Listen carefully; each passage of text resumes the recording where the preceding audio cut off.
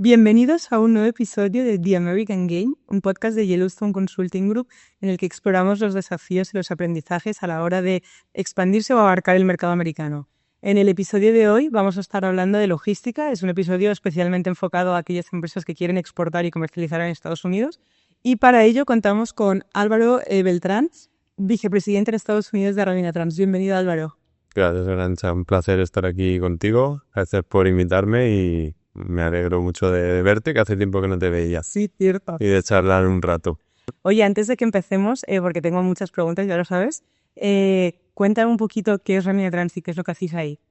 Bueno, pues Raminatrans es una empresa española con casi 35 años, creo ya, o 34 años de experiencia. Y somos un transitario, lo que aquí se llama un freight forwarder en el mercado americano. Y nada, aquí nos instalamos en el año 2017, un poco abrimos una branch office de nuestra empresa española para dar un poco servicio tanto a todos nuestros clientes españoles que exportan a Estados Unidos, que importan de Estados Unidos a España y para abrir pues nuevos mercados, nuevas oportunidades, cercanía con Latinoamérica. Hay mucha carga también de Asia, Estados Unidos que clientes nuestros manejaban, entonces fue un poco una estrategia de cara al crecimiento global y para estar presentes, porque este es un mercado que, como ya sabes, es mejor estar aquí físicamente que intentar o apoyarte en alguien o intentar gestionarlo desde España, que al final no te enteras de lo que está pasando realmente. 100%. Oye, nosotros nos conocemos desde hace varios años, o sea, en Miami llevas ya bastante tiempo, con lo cual ya tienes bastante experiencia en el mercado americano y además viviste aquí en Estados Unidos antes de estar en Miami.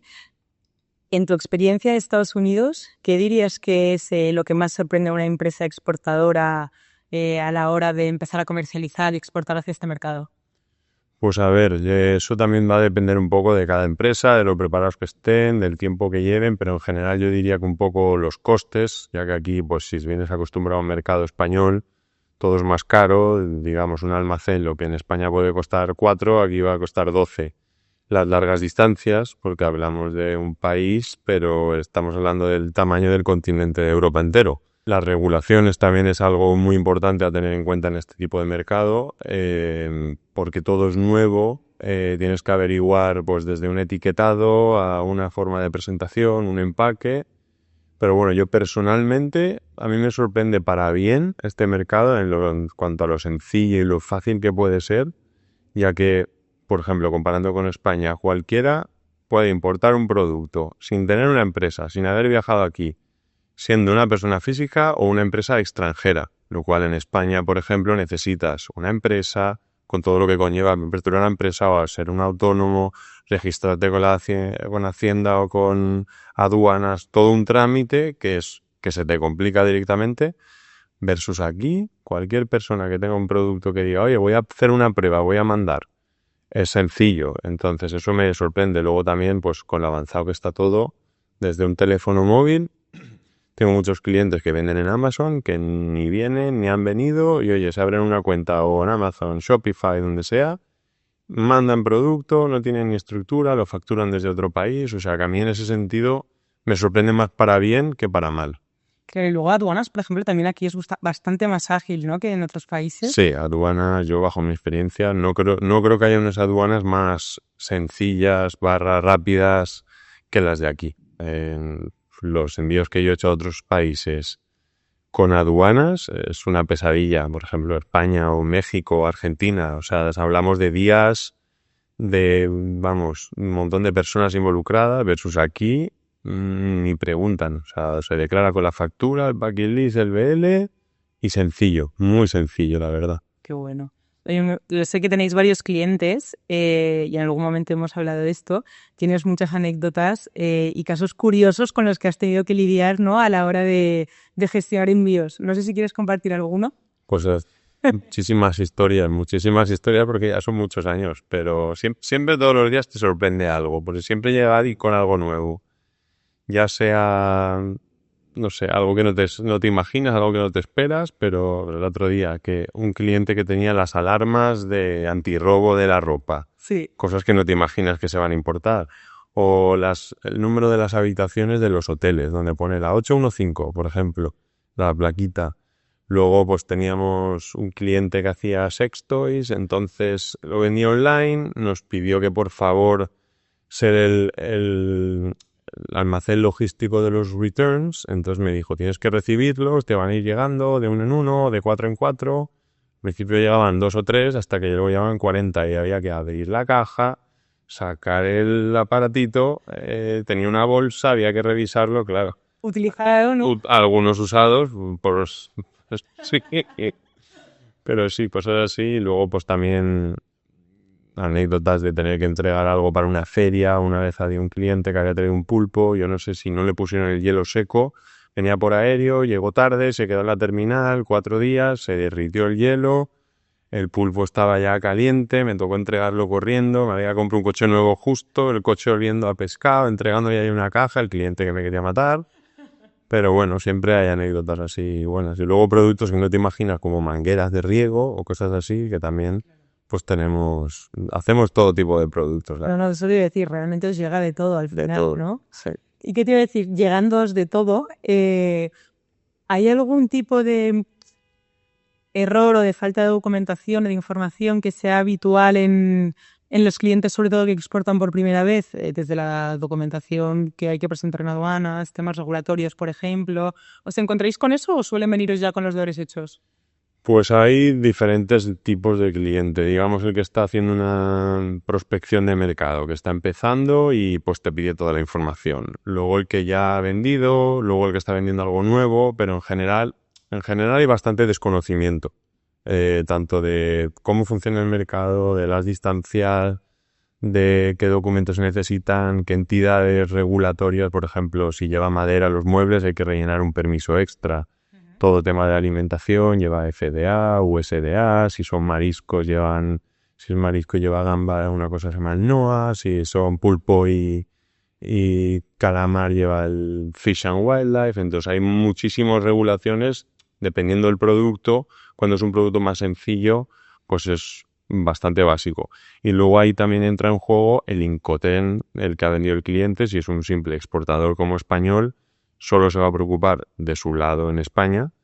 Si ya es una empresa española que se ha instalado aquí y lo va a importar ellos, pues ahí hay que ver toda la parte también de origen y de destino Claro, que le van a solicitar.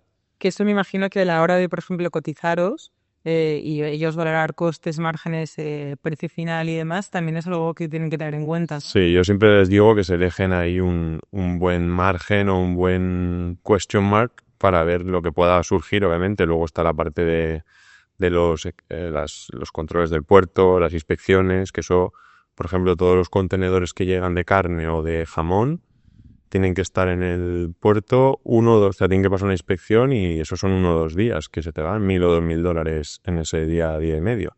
Entonces, todos esos son costes que el cliente debe saber.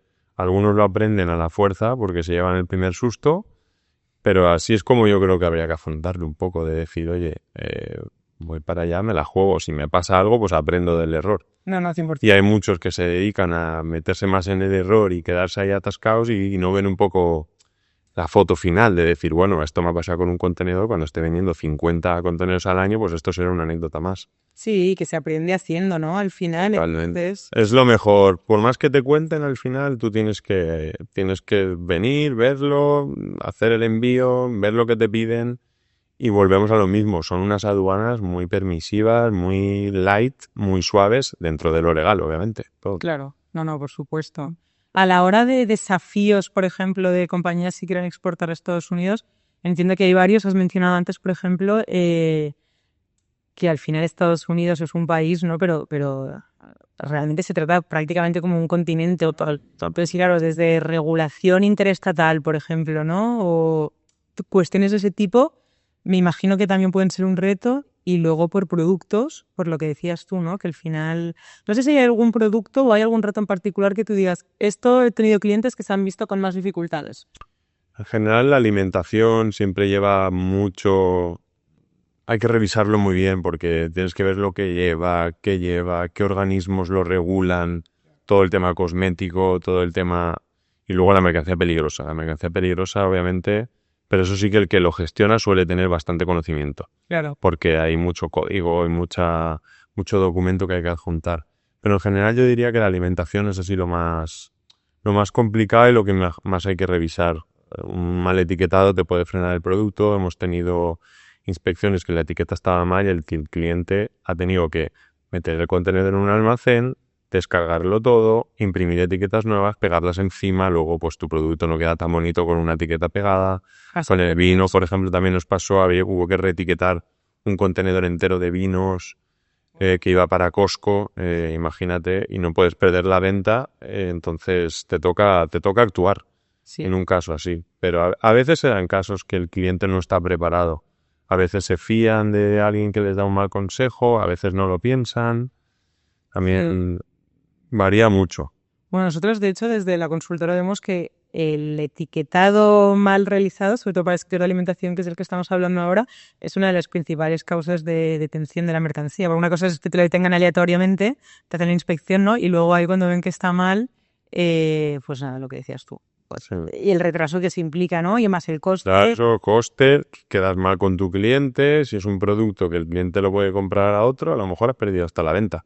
Claro. Por un error así Sí. tan fácil Y luego, de hecho, no solo es en el sector de alimentación, pero luego hay regulación a nivel estatal que también varía mucho, tanto a efectos logísticos, que si quieres ahora me cuentas, Sí. como en temas de comercialización y de importación, ¿no? O sea, California, por ejemplo, que te lo comentaba antes de empezar el podcast, tiene la Proposición 65, que es una información que hay que declarar que en otros estados no. Entonces, claro, cuando quieres vender por Amazon, por ejemplo, o de una manera ya más macro, tienes que también tener eso en cuenta. A nivel logístico, no sé si hay limitaciones también o diferencias entre estados. Nosotros a nivel logístico no, para nosotros es lo mismo mover una mercancía al puerto de Miami, Nueva York o California. Las aduanas es la misma, la forma de hacerlo es igual, aeropuerto o puerto. Luego a la hora de vender el producto sí que el cliente debe saber qué está vendiendo y las regulaciones. Por ejemplo, los coches clásicos creo que en California no se pueden importar por no sé qué ley. En Florida o Nueva York o Wyoming sin problema. Entonces eso ya es un poco un trámite más interno del cliente que de la parte un poco logística internacional nuestra. Nosotros, por ejemplo, si en Houston los camiones tienen un máximo de 19 toneladas, creo que es por carretera, o 18, cosa que en Florida puedes meter 24, 25 toneladas. Ese tipo de cosas sí que nos afectan y nosotros se las pasamos al cliente. Pero ya a nivel, pues cambio de los taxes que pueda haber, que si por el sales tax, todo eso, a nosotros no nos, por decirlo así, no nos afecta. O Claro. no estamos en medio de eso. Ahí nos afecta tanto. Sí. Y hablando de retos, bueno, ahora estamos en septiembre de 2025, y lo digo porque estos podcasts, estos episodios son grabados, pero hubo el Liberation Day, que fue el momento más caótico por el tema arancelario y tal, y ahora, en este momento, estamos hablando de Europa, un 15% para todos los productos, y luego la exención del minimis de $800 a nivel global, ¿no? Que la exención del minimis, para el que no lo sepa, lo explico. Es que antiguamente, o sea, hasta esta exención o eliminación de la exención, todos aquellos productos que entraban con un valor inferior a $800 no tenían que pagar aranceles. Eso beneficiaba mucho a empresas chinas o a compañías que querían hacer un par de pedidos, o sea, querían enviar un par de pedidos o tres, y ahora, en cambio, tienen que pagar el arancel normal. No sé si vosotros habéis visto algún cambio, todavía no, o vuestras empresas, por ejemplo, vuestros clientes, tienen consultas al respecto, tipo estrategias más creativas, o todavía no lo sé. Esa pregunta es larga, pero lo de los aranceles, llevamos ya, no tanto nosotros como nuestros clientes, ya desde el COVID, de la subida de fletes, que fue algo increíble. Luego paró eso, luego la huelga, luego otra huelga, luego Trump con los aranceles, ya los clientes están curados de espanto. O sea, en ese sentido ya se espera mañana que pase cualquier cosa. Entonces yo sí que he visto que se han adaptado muy rápido a todos los cambios, a pesar de, pues cuando subieron los fletes, paraban, no tenían stock, luego compraban más, luego bajaba el flete, luego no sabían si comprar, luego con los aranceles igual. De repente el cliente que tenía una carga te decía, que ahora me has puesto el 80% y esto lo traía con el 10% y han anunciado que va a ser un 100%.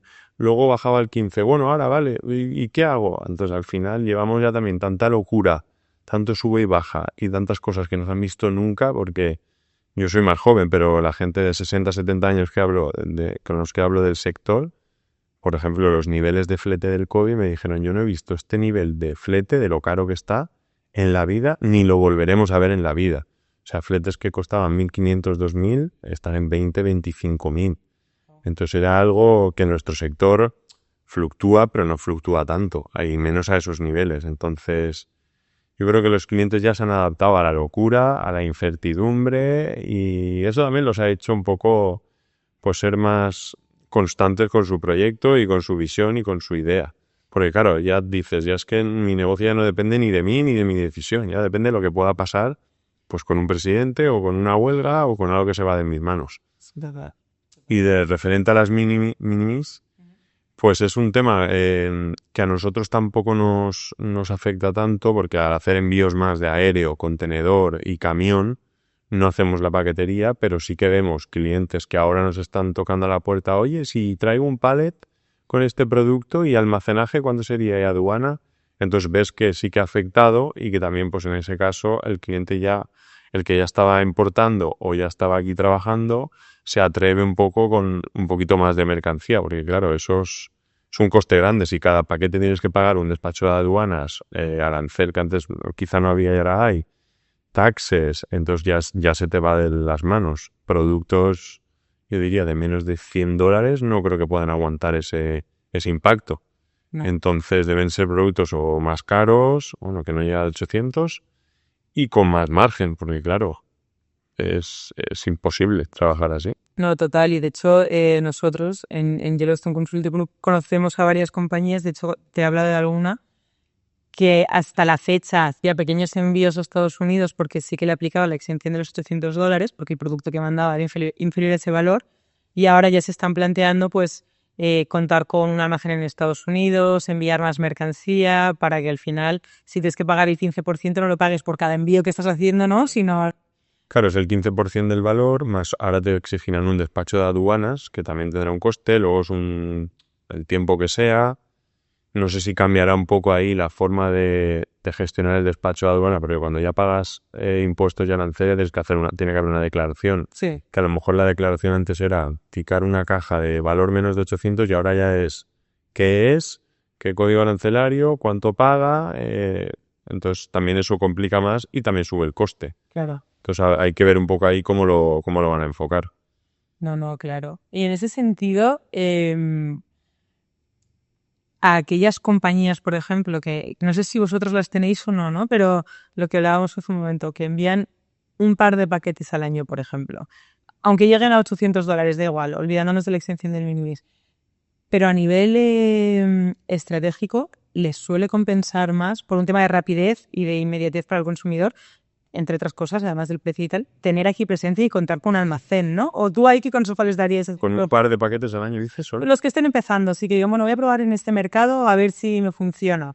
Pues a ver, para clientes que quieran enviar un par de paquetes al año, yo no lo cambiaría, porque si solamente va a ser el arancel, lo único que tienes que saber ahora es que tu producto tiene un coste más elevado, pero por 2 envíos al año, pues tampoco vas a ver una diferencia muy grande. Otra cosa es que tengas la idea de que ahora son 2, pero van a ser luego 100. Entonces ahí sí que tienes que empezar a valorar costes, estrategia, de cómo implementarte o cómo hacer que en vez de 2 ya sean 100. Pero bueno, al final los aranceles, pues sí, han impactado, a todo el mundo no le ha gustado, pero también hemos estado en peores. Ahora, por ejemplo, de España Trump ha puesto el 15%, antiguamente que puso el 10% on top. Sí. Había productos de 10, de 12, que era 10, 12 más 10. Sí. Entonces era 22. Hay algunos clientes que ahora están hasta más barato. Y gente que estaba haciendo cálculos, tengo varios clientes, estaban esperando un poco a ver qué pasaba para de verdad empezar con el proyecto y ahora se han dado cuenta pues que es menos de lo que habían contemplado.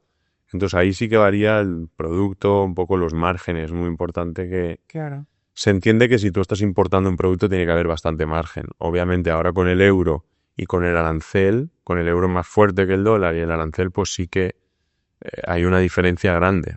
Por ejemplo, si te cuesta €1, ahora mismo el cambio en 1,17 ya es un 17% extra, más el 15 de arancel y el medio de tax, ya son un 15,5 más. Estamos hablando de un 32,5 que le tienes que meter al coste en euros de España para que o sea, para que te salga el coste del producto aquí, más luego logística, más almacén. Entonces tiene que haber un buen margen, en conclusión, para que de verdad te salga rentable.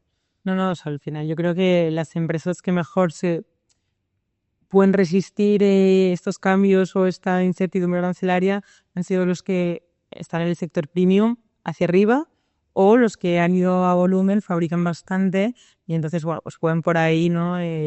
Continuar, o sea, mantener o agrandar la cuota, o sea, ampliar la cuota de mercado porque hay otros que no se atreven, no quieren resistir, o sea, o no van a poder resistirlo, ¿no? Correcto. También se ha dado casos que he hablado recientemente con clientes que debido a lo que cuento del euro y de la subida arancelaria han pactado incluso con el proveedor de España, oye, hazme una rebaja, porque claro, ahora tu producto, lo que me salía en 1,5, ahora me sale en 1,80 por el cambio del euro simplemente, y encima con el arancel. Entonces también hemos visto algunos casos que los proveedores han ayudado, o incluso el famoso seguro de las monedas, del exchange rate, Sí. para garantizar, visto que ahora no tiene pinta que el dólar vaya a estar más fuerte que el euro, pues también muchos clientes nos han dicho que están trabajando con esas condiciones. Sí, nosotros aquí hemos oído de renegociación de Incoterms, por ejemplo, y luego también mucho el tema de renegociación con proveedores o si son empresas que exportan hacia aquí, pues esa renegociación con los importadores, distribuidores, bueno, bien sea que le compre el producto, ¿no? Al final para intentar ajustar ese precio y repartir un poco, diluir los costes entre todos, que luego lo acaba pagando el consumidor porque Sí. siempre sube algo, pero sobre todo para no perder esa cuota de mercado y que un producto que antes valía 10 ahora de golpe te cueste 18. Correcto. ¿No? Sí, no, el Incoterm es esencial. Hay muchos, te sorprendería porque hay muchos exportadores y hay importadores que no saben lo que es un Incoterm aún, cuando es lo más básico del mercado, que es básicamente lo que el contrato entre el vendedor y comprador que dice quién paga el qué, Claro. quién paga hasta dónde. Pues si es Ex-Works, si es FOB, CIF o DDP, lo que sea. Y eso es lo que eso es lo que manda un poco lo que el cliente tiene que pagar. Entonces, en base a su Incoterm de compra o de venta, ahí se tiene que adaptar a lo que a lo que mejor le salga y a lo que más le interesa a su empresa y su producto. Claro. Vosotros desde Ramina Trans, ¿veis cuál es el Incoterm más habitual entre exportadores e importadores? Sí, en Incoterm muchas veces depende del producto. Por ejemplo, el vino siempre es Ex-Works, la cerámica siempre es Ex-Works. Vale. Porque va, no sé, está estipulado así en el mercado, digamos, la botella de vino son 2 euros y sabes que vale 2 euros en la puerta de la bodega. Luego ya lo que cuesta el transporte varía. La cerámica igual. Pero en general se ve mucho FOB, mucho CIF y mucho Ex-Works. ¿Qué pasa? Que al americano le gusta comprar en su puerta, le gusta comprar en su país, le gusta comprar un producto nacionalizado ya en América. Entonces en América se ve mucho el DDP, Sí. que al americano le gusta que tanto se lo entregues o que ya está aquí pues, con las aduanas y todos los certificados pasados y te lo compra. Obviamente es más caro, pero también se quita muchas sorpresas, riesgos y trabajo a la vez. Entonces aquí hay una variedad muy grande, y mucho de AP también, de puerta a puerta, y el americano se ocupa de las aduanas. Claro. Varía por producto, yo creo. Yo diría que más por producto y por el contrato que puedan tener ya entre comprador y vendedor. Luego, muchas empresas españolas que ves que tienen su empresa en España y han aperturado su filial aquí en Estados Unidos, ahí ves todo tipo de arreglos. Porque entonces, no, que esto factúramelo a mí, pero te lo va a pagar el España, o no, se ocupa España, pero yo te lo pago. Entonces, ya ahí internamente, ya entre empresas, cada uno lo hace de una manera. La mayoría le imputa el coste al americano, como que España dice, no, a mí comprar el producto a tal precio y ya tú lo pagas y luego ya hacemos cuentas. Claro. Pero se ven unos mixes aquí de, no, yo te lo contrato, pero factúreselo a él, pero te lo voy a pagar yo. Entonces digo, bueno, de constante que me lo pagues, está por bien. O aquí o allí. Compañía, o sea, Sí. ¿no? Son la misma compañía, los lados que la de España se lo vende la de Estados Unidos, que a su vez pertenece a la A la filial, a lo mejor el socio de allí también es de aquí, o el uno socio de aquí no es de allí, pero hay demasiadas formas de hacerlo. Bueno, eso hay muchas empresas que lo hacen, sobre todo ahora a raíz del tema de arancelario que lo hablábamos antes, por controlar un poco, ¿no? Que al final el porcentaje de arancelario es valorem y entonces con eso, pues, si la compañía es tuya y te lo compras a ti mismo, tienes cierta flexibilidad, por decirlo de algún modo, ¿no? A la hora de establecer eso. Y otra pregunta, antes hemos hablado un poquito de los retos, pero no sé si hay alguno más que se te ocurra de empresas extranjeras o especialmente españolas a la hora de exportar a Estados Unidos, como pueda ser, por ejemplo, no sé, la comunicación con el importador, el distribuidor o el cliente final, ¿no? De aquí. El reto mayor que yo veo y que sigo viendo es que pretenden gestionar su parte americana, su empresa americana, con una mentalidad española desde España, con una persona que está en España tomando decisiones. Entonces, yo solo veo un error muy grande. Si tú te implementas en América, tú tienes que estar aquí, tienes que tener gente aquí, equipo aquí y a ser posible que conozca el mercado o que llegue a conocer el mercado, por lo menos. Porque, por ejemplo, una persona de Cádiz o de Murcia, de Alicante o de Galicia que tenga que hablar en inglés con un americano de Mississippi o de Wyoming, pues ya te digo yo que van a haber problemas ahí de comunicación. Y por email encima o por un teléfono con el cambio horario. Yo cuando vine aquí a Estados Unidos, vine a estudiar la carrera, estaba en Mississippi, yo venía en un colegio británico, hablando inglés, todos mis exámenes en inglés, hablaba perfecto. Cuando llegué a Mississippi yo no entendía nada. O sea, no entendía nada. Eso es como meterte en un pueblo de Cádiz y venir, pues, no sé, de haber aprendido español en México. Que el mismo idioma es diferente porque no lo entiendes. Entonces es muy importante conocer el mercado, saber con quién estás hablando, cómo son esa gente, que hay diferentes religiones, culturas, hay de todo. Entonces, estar aquí implementado con un equipo, conocer las regulaciones, las normas, los tiempos, la cultura, es muy importante. Y eso creo que es donde más se puede equivocar un español, porque veo mucho empresario con español, con ideas brillantes, productos buenos, buenos costes, con buen equipo, pero que luego no llegan, que cuando te reúnes con ellos la primera vez dices, wow, este tío le va a ir bien.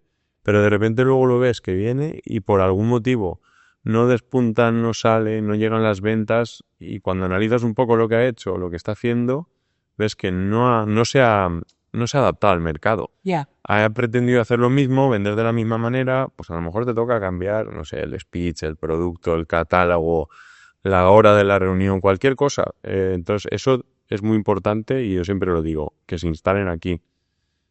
Abrir una empresa es sencillo, eso tú lo sabes mejor que yo. Sí, nada, es una semana, o sea... Los trámites te ayudan, abrir una cuenta de banco sencillo y ponerte a operar realmente desde el móvil. O sea, no hay mil ferias. Aquí la gente en general te ayuda, te apoya, te recomienda. Tú, por ejemplo, en España te quieres unas zapatillas rojas y vas a la tienda y le dices, ¿tienes zapatillas rojas?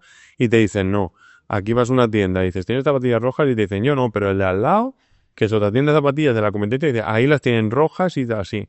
Y eso aquí en América a mí me ha sorprendido para bien. O sea, cómo te acogen, cómo te ayudan, cómo te apoyan. Y hay que aprovecharlo, porque aquí estamos todos para aprovechar las oportunidades, crecer y al final ayudarnos unos a otros. 100%, o sea, que tú dirías que uno de los retos al final es el desconocimiento del mercado, ¿no? Y que hay que estar presente para empaparse de eso, ¿no? Totalmente. Yo para mí eso es lo peor que hacemos como españoles.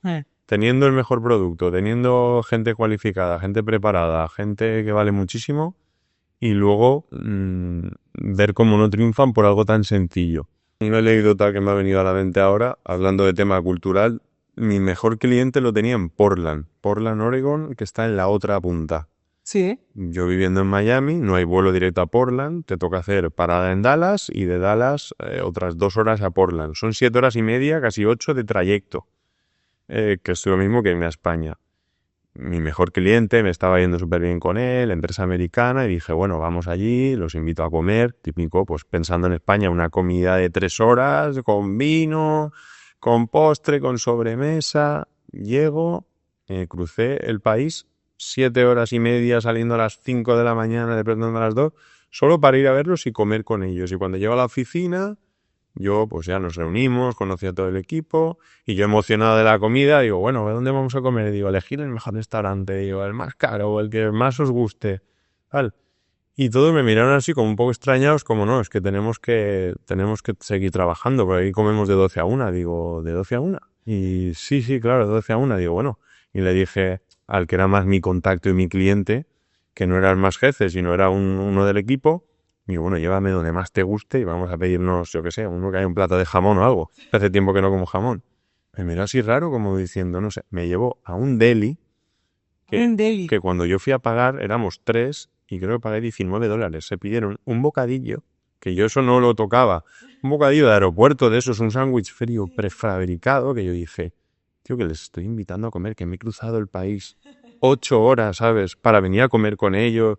Pues lo que te imaginas de España, de oye, vamos a comer y ya sabes que va de las 2 a las 6 de la tarde. Como poco. Pues nada, oye, un sándwichito frío con unas papitas y de beber nada. Bueno, venga, una agua con gas. Y acabamos de comer y me dijeron, bueno, chao. Y de vuelta ya al aeropuerto, otras 7 horas y media. Y me tocó esperar en el aeropuerto 6 horas. Porque claro, yo dije, me cogí el vuelo a las 10 porque digo, esto va a durar hasta las 7. Claro. Y para que veas. O sea, cosas así, que eso en España pues no, a lo mejor no lo entienden. Pero son cosas que te pasan aquí. Sí. Y luego, ahora estamos hablando de los retos, como has estado hablando de la parte cultural, del idioma, de conocer el mercado, ¿no? Pero luego también me imagino que hay retos circunstanciales, como pueda ser, aquí se llama, no me acuerdo el nombre, cómo se llama, pero huracanes, tormentas, cosas que te retrasan en el envío, en la recepción de mercancía para el cliente, ¿no? Que no sé si son cosas que se tienen en cuenta, o si normalmente el exportador espera el último minuto, no sé si tienes alguna experiencia con eso. Sí, eso ahí juega el papel de cómo es tan grande el país, pues pasan muchas cosas. El que vende en España pues se preocupa de lo que pasa en España, pero aquí te estás preocupando de, como digamos, toda Europa. Claro. Entonces te afectan más cosas, condiciones del clima, lo que sea. En invierno, nosotros al principio pues tampoco lo sabíamos hasta que ya te van pasando las cosas. Claro. Pues cuando es temporada de huracanes en Miami, cierran los puertos, cierran las terminales, no se trabaja, vas corriendo, no, que mi contenedor es urgente. Pues intenta sacarlo antes y si no sabes que se va a quedar 4 o 5 días en el puerto. Claro. Cuando llega el invierno, las heladas en todos los puertos del norte, en Nueva York, Filadelfia, los ferrocarriles de Chicago, toda esa zona, si se congela, pues a lo mejor tu contenedor se pasa ahí, no sé, 10, 12 días tranquilamente hasta que se puede liberar.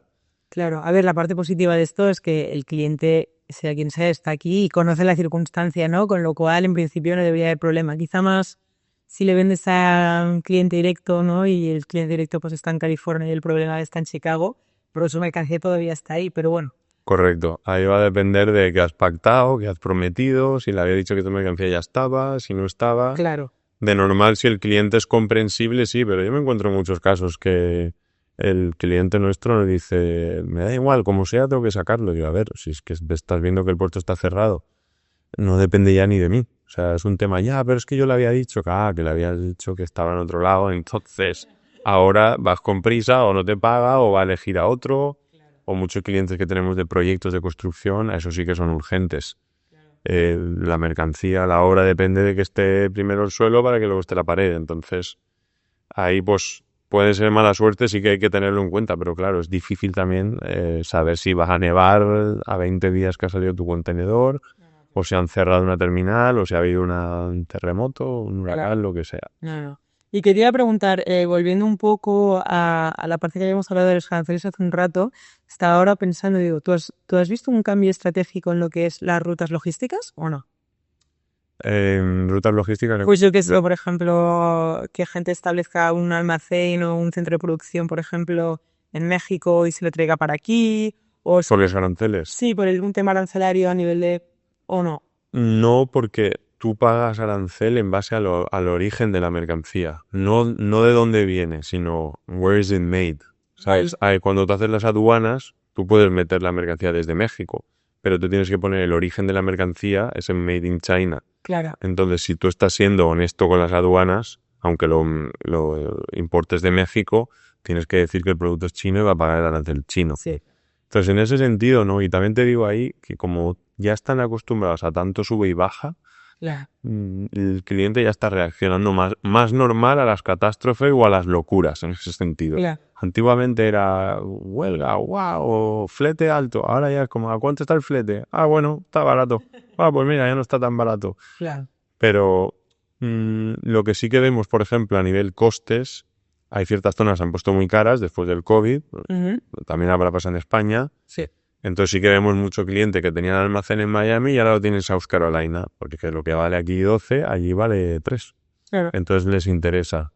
Claro. Sí que la gente se ha ido un poco intentando buscar su punto fuerte o su ventaja Sí. de acuerdo a los costes principalmente. Pues Miami está carísimo ahora mismo, por ejemplo. Las alquileres de los almacenes, lo que antes valía 10, 8 el pie cuadrado, ahora está en 33. Entonces, claro, si ya te ha subido el coste, los seguros han subido, el flete sube, los aranceles suben, pues imagínate la consecuencia en el producto que va a tener eso. No, no. O sea, o quiebran o suben el precio. Sí. Pero por suerte nuestros clientes todos han aguantado. No hemos visto ninguno que haya desaparecido. Claro. Que significará también que tienen buen producto o que están haciendo las cosas bien. Pero sí, en general ha sido positivo. Y tenemos clientes también frecuentes, recurrentes, que tenían un negocio establecido. Otros muchos que están empezando, pero sí. La verdad que De hecho, te iba a preguntar por esos, por los que están empezando, porque ahora, hasta ahora me estabas como mencionando que ya están todos curados de espantos, tal, porque tenéis un histórico de clientes muy recurrentes, pero supongo que también os van llegando aquellos que empiezan, ¿no? Entonces, en realidad vamos a tener que ir terminando el episodio porque ya sabes que tiene una duración, pero sí que quería preguntarte a que aquellos que están empezando, ¿qué recomendación les darías a la hora de empezar a exportar a Estados Unidos? Que puede ser destacar algo que ya hayas comentado o quizá algo que digas, oye, pues esto me lo he comentado y... los que están empezando, cuando empiezan con nosotros, las primeras preguntas suelen ser, oye, ¿qué necesito? ¿Cuánto arancel paga? Cotízame a este lado o la entrega aquí y allá. Y siempre nos ilusiona un proyecto nuevo. A mí ver gente nueva, proyecto nuevo, todo me encanta. Además, me gusta, nos gusta entender a nuestro cliente, saber qué producto tiene, cómo lo quiere vender, qué beneficios o dónde puede fallar, dónde no puede fallar. Un poco entenderlo para también darle el mejor consejo. Muchas veces les recomendamos para el tema de alimentación o etiquetado, pues recomendamos a Yellowstone.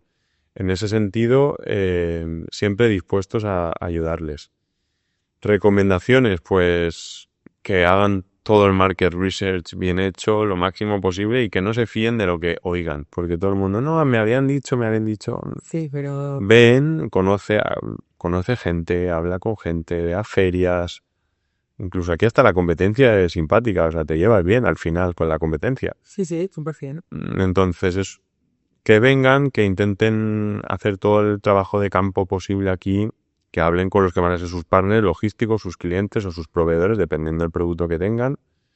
Y que cuando vengan, pues que sepan que al principio es duro, es difícil, Sí. obviamente, pero que las oportunidades que hay aquí, las metas que pueden alcanzar, los volúmenes de facturación, y todo lo nuevo que se te abre es impresionante y vale la pena, 100%. No, y además comentabas antes que tampoco es necesario estar aquí, porque, por ejemplo, Ramina Trans tiene almacén y, si no me equivoco, también hace servicios de fulfillment, ¿no? Entonces, al final, supongo que estarás de acuerdo en que se puede trabajar a distancia con un buen partner que te pueda cubrir en esa parte logística o no logística, pero bueno, hablando ahora de logística, que te pueda dar ese servicio para el mercado, ¿no? Sí, un partner logístico creo que es esencial. Ese fue un poco el motivo por el que nos implementamos aquí, porque claro, estábamos en España recomendando o cotizando cosas a Estados Unidos en base a nuestra gente lo que nos decía. Luego, pues no es lo mismo porque no te consideran o a lo mejor no les interesa tanto el cliente o lo pillas en un mal día. Claro. O bueno, nosotros tenemos nuestra sede en España, nuestra sede en América, mismo sistema, compartimos datos, nos conocemos dentro del equipo, le damos prioridad obviamente a los clientes que vienen referidos de nuestra empresa española y siempre estamos encima. Y la verdad que como ya llevamos aquí 10 años, te podría decir que lo hemos visto todo o casi todo. Entonces, sabemos por dónde guiar al cliente, sabemos cómo aconsejarle y aunque no nos elijan a nosotros, un panel logístico bueno, que conozca, que te recomiende bien, ya ni tan importante el coste, Ya. ya que sepa lo que es importante para tu producto o para tu canal de distribución o para tu programa o para tu forma de trabajo, eso es muy importante. Al final, desde España puedes gestionar un proyecto aquí online, puedes hacer ventas, puedes mandar a personal de España que venga, pero es importante que tu partner logístico responda, porque claro, si haces todo ese trabajo y luego a la hora de venderlo no ha llegado el producto, o ha llegado mal, o estaba mal embalado, o se han equivocado en el almacén poniendo la orden, pues son cosas que te van a perjudicar a ti por culpa de un tercero que a lo mejor lo has elegido por ahorrarte $50. Pero yo creo que la cuestión logística es una de las más importantes por parte de los exportadores, porque al final el consumidor quiere inmediatez. Con el tema de las redes sociales, la reputación de la marca queda como mucho más vulnerable, ¿no? Entonces, que todo salga perfecto, que el producto llegue en buenas condiciones, que llegue a tiempo. Es un consumidor cada vez más estricto o más exigente, ¿no? Con lo cual yo creo que una de las piezas clave en el tema de exportación hacia Estados Unidos es tener a alguien aquí que sea capaz de resolverte todo o casi todo, pero bien, sobre todo, con garantías. Importante lo que has dicho de resolverte, porque van a aparecer problemas, van a aparecer inconvenientes y resolverlos es lo más importante. Y sí que es verdad que la velocidad que has dicho, por culpa de Amazon, creo yo, que está todo el mundo muy bien acostumbrado, yo sigo alucinando que estés en casa un sábado, pongas una orden a las 10 de la mañana y te llegues a misma tarde. Sí. O sea, eso para mí sigue siendo, dedicándome a la logística, sigue siendo algo increíble. Que eso, yo no sé si esté o cada uno, pero en España, por ejemplo, no me pasó. Cuando pido algo en Amazon a las 10 de la mañana no me llega ese día. Aquí sí. Es algo que, o sea, 24 horas ya es como, ay, ya no me llega hoy, me llega para mañana. Entonces, eso logísticamente es al mal acostumbrado al cliente, y el que nunca se ha parado a pensar en la logística ni en los envíos, está acostumbrado ya a recibir el producto hoy o mañana, o a lo mejor en 2 días. Cuando antiguamente, yo me acuerdo, cuando empezó un poco el online, tú ponías una orden y eran 6, 7 días, 9 días en llegarte, y era normal, lo esperabas ahí con emoción. Ahora ya es, lo pido y me llega. Entonces, en ese sentido sí que es importante adaptarse. Y ahí el panel logístico te va a ayudar. Las distancias son muy largas aquí. Claro. Muy largas, y hay muchas opciones. O sea, cuando tú mandas a la gente dice, un pallet de Miami a Texas, ¿qué lo mandas? ¿En un camión dedicado? ¿En uno que va a un almacén, lo deja ahí, luego ya otro camión lo lleva a otro almacén, lo deja y el tercer camión es el que te lo entrega? También si es mercancía sensible, claro, se puede romper. Si es mercancía, pues que tienes prisa, te toca hacer el camión dedicado, con 2 choferes incluso puedes pedir y te llega el mismo día. O sea, hay muchas opciones que está bien tenerlas. A lo mejor tú ya luego eliges la que más le cuadra a cada uno. No, claro. Pero son cosas a tener en cuenta, y el partner tiene que ser bueno. Se tiene que entender, yo creo, tiene que estar... Es parte de tu proyecto al final. Es un brazo tuyo o es un empleado de logística externo, pero tiene que estar alineado con el equipo. Sí, es tu socio en el mercado si no estás presente aquí, ¿no? Al final, o sea, totalmente. Oye, Aurora, muchísimas gracias porque nos has compartido muchísima información. No sé si nos hemos dejado algo en el tintero porque te podría preguntar 1000 cosas más, pero yo creo, salvo que me digas lo contrario... Hemos tocado varios puntos, sí. Yo creo que hemos cubierto casi todo, yo creo. Casi todo, sí. Bueno, muchas cosas. Seguro que la gente tendrá más preguntas. Pero... Claro. Bueno, en ese sentido, si quieres, cuando vayamos a publicar el episodio, si estás de acuerdo, podemos poner tus datos de contacto, y si alguien quiere contactar contigo... Un placer aquí atenderlo y ayudarlo. Oye, pues de nuevo, muchísimas gracias, Álvaro. Igualmente a ti. Y muchísimas gracias a todos los que nos han escuchado, y nos vemos en el próximo episodio de The American Game.